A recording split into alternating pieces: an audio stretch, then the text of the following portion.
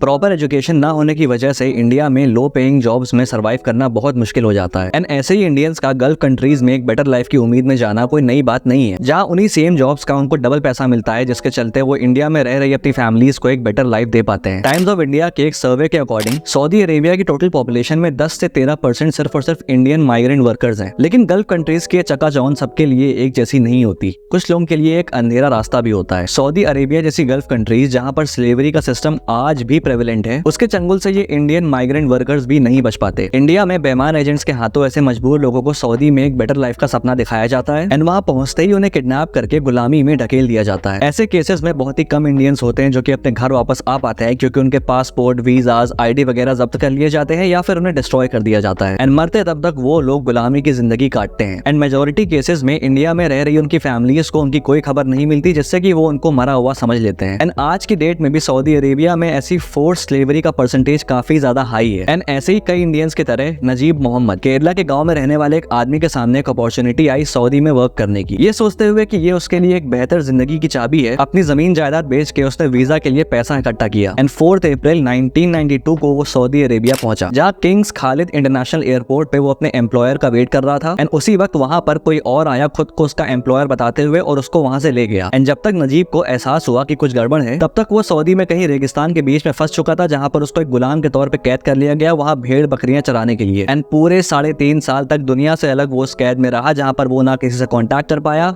और ना ही वहां से भाग पाया। एंड नजीब मोहम्मद की यही दिल दहला देने वाली कहानी हमें दिखाती है द गोट लाइफ। मैं अभी इसका लाइट शो देख के लौटा हूँ and I am bloody speechless. हर किसी की तरह मेरा भी सिस्टम है कि भाई अगर किसी मूवी में पोस्ट क्रेडिट सीन नहीं है तो एंड क्रेडिट स्टार्ट होते ही वहां से मैं उठ के चला जाता हूँ। लेकिन आज एंड क्रेडिट रोल होते ही मैं वहां पे कुछ देर बैठा रहा, क्योंकि मुझे थोड़ा सा टाइम चाहिए था वो प्रोसेस करने के लिए जो कि मैंने देखा। 2 घंटे 52 मिनट की ये डेवेस्टेटिंग इमोशनल रोलर कोस्टर देखने के बाद मैं एक्चुअली में अंदर से ट्रॉमेटाइज हुआ। लाइक ये उन इंडियन मूवीज में से आती है जिसको मैं देख के कहूंगा कि दिस इज सिनेमा। एंड मेरी नजर में ये इंडियन सिनेमा का एक और प्रेशियस कंट्रीब्यूशन है towards the true art of film making. And obviously मेरे हर रिव्यू की तरह मैं यहाँ पर भी इन डिटेल्ड एनालिसिस करूंगा इस मूवी के बारे में, बिकॉज रिव्यू का मकसद होता है कि भाई आप डिसाइड कर सको कि आपको ये मूवी देखनी है या नहीं। बट इस केस में this is one of those cinematic Marvels that you can not miss. तो इन डिटेल बात करते हैं इस मूवी पे इस नो स्पॉइलर रिव्यू में। Stay tuned.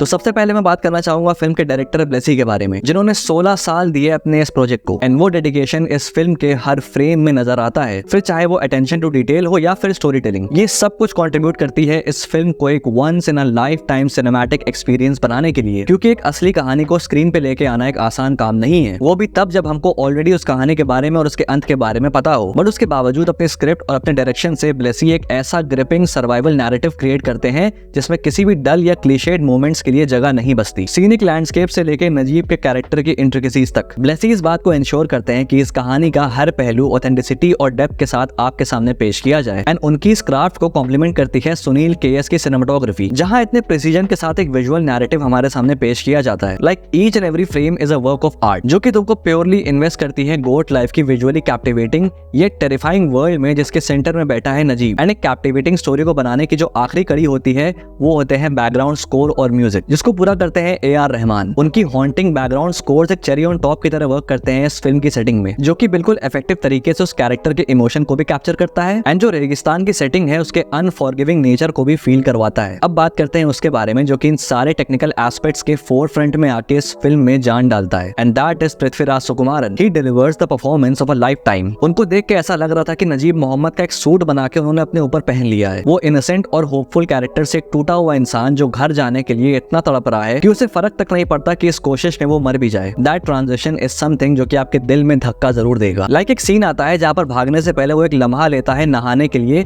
ये जानते हुए कि ये उसका इकलौता मौका है उसकी आजादी की तरफ, जिसके 2 ही अंजाम होंगे, या तो घर वापसी या मौत। That scene, that body language, that acting, शब्द ही नहीं है मेरे पास। एंड थर्ड एक्ट में डेजर्ट सीक्वेंस में एक्टिंग का बार यहाँ चला जाता है। लाइक एक जो पूरा स्पेक्ट्रम प्रेजेंट करते हैं वो इमोशंस का, नास्तिकता से डर, फिर फ्रस्ट्रेशन, फिर नाउमीदी से लेके एक्सेप्टेंस, फिर तड़प, स्टार्टअप, कंफ्यूजन, आत्मसमर्पण, लेकिन उसके साथ श्रद्धा और उम्मीद भी, एंड देन एंड में जॉय भी, लेकिन एक ऐसे बर्डन और ट्रॉमा के साथ जो कि शायद वो जिंदगी भर नहीं भुला पाएगा। एंड इन सारे इमोशंस का वजन कहीं ना कहीं ऑडियंस महसूस कर सकती है अपने अंदर। ऑब्वियसली अभी 2024 पूरा बाकी है, अभी और भी मूवीज हम विटनेस करेंगे, लेकिन पृथ्वीराज सुकुमारन ने जो एक्टिंग का बार सेट किया है इस मूवी में, वो इस साल नहीं टच कर पाएगा कोई भी। एंड अगर पृथ्वीराज सुकुमारन को नेशनल अवार्ड नहीं दिया गया इस फिल्म के लिए, तो मेरे अंदर इस अवार्ड के लिए जो बची कुछ इज्जत है वो खत्म हो जाएगी। Like this movie is a testament to one of the finest performance by an Indian actor. And what is amazing कि अपने टेक्निकल और अपने आर्टिस्टिक मेरिट्स के पार जाके ये एक कहानी है उम्मीद और ह्यूमन स्पिरिट की। लाइक जो सर्वाइवल की थीम को एक इमोशनल कनेक्ट देती है ये मूवी, उनके कैरेक्टर्स, उनके मोटिवेशंस के साथ, ये एक रिमाइंडर की तरह वर्क करता है कि आपदा में भी करुणा और सहानुभूति उतनी जरूरी है जितने की नॉर्मली होती है।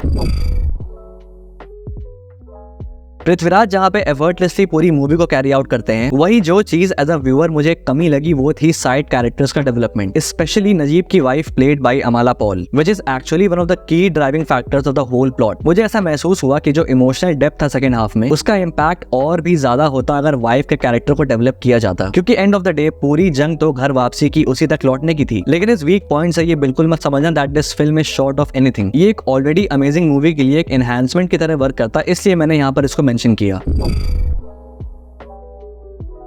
Overall, The Goat Life is nothing short of a cinematic masterpiece. And इस मूवी के साथ मलयालम इंडस्ट्री की स्ट्रीक कंटिन्यू रहती है for providing some of the greatest storytellings in Indian cinema. And this film deserves all your attention and love. ये एक बहुत ही powerful और थॉट प्रोवोकिंग मूवी है जो डेफिनेटली रहेगी तुम्हारे दिमाग में लंबे समय तक। And I highly recommend it to anyone जो कि गुड सिनेमा का शौकीन है। तो by that's it for the video। बाकी तुम्हारे क्या थॉट्स इस मूवी पे अगर तुम देख चुके हो तो कमेंट बॉक्स में लिख के जरूर से बताना, और अगर वीडियो पसंद आए तो लाइक कर देना, और अगर पहली बार यहाँ पर आए तो सब्सक्राइब करना मत भूलना ऐसी और वीडियोस के लिए। Till then, this is a Pop Culture Nerd signing off. We'll see you guys in the next video.